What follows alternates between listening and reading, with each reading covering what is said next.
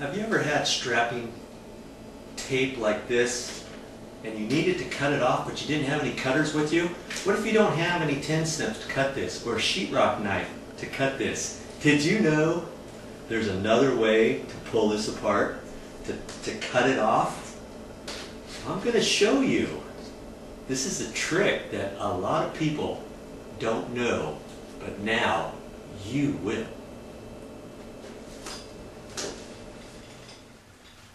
Here's another way you can take that off, believe it or not.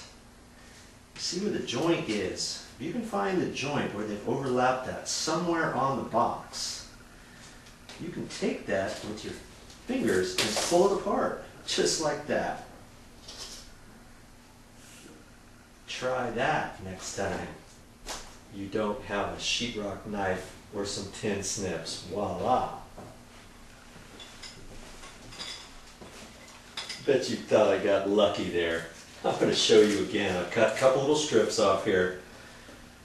Here's the joint right there where they glued it. I'm going to try this one. Just like that. If twice isn't enough for you, I'll do it a third time. Now see, if some of it frays off like that, you can grab it on the back side and pull that off too. There it is. You're a He-Man after all.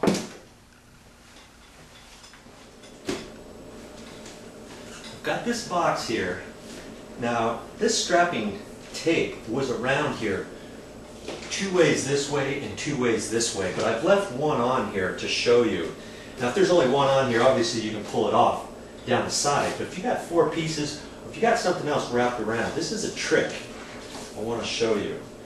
First, you have to, on this, you have to find the end of it. If you can't find it here, you gotta locate it. Somewhere around here, there's the end of it that's glued together. Okay, so I've got to find that. So I'm just going to kind of pull this around, see if I can't locate it. Where is it? Ah, here. Huh? Here it is. Okay, here's the end of it right there. Now, whatever you're going through, you're going to see one of those. You don't have any cutters? No problem.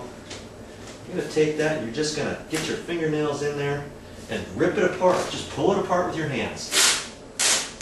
Okay, now that took most of it off. Now I can take off the rest on the back side. Look at that.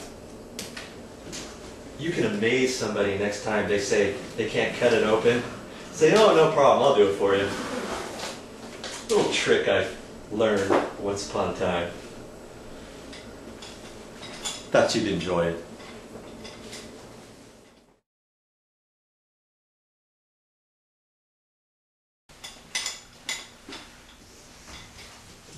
Most dishwashers are connected with this strapping material, this stuff here.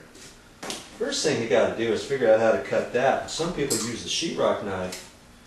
Use a sheetrock knife to cut that. You got to be real careful with that because you don't want to cut yourself, and if your blade's not sharp, you may take a while to cut through there. So I don't usually use that.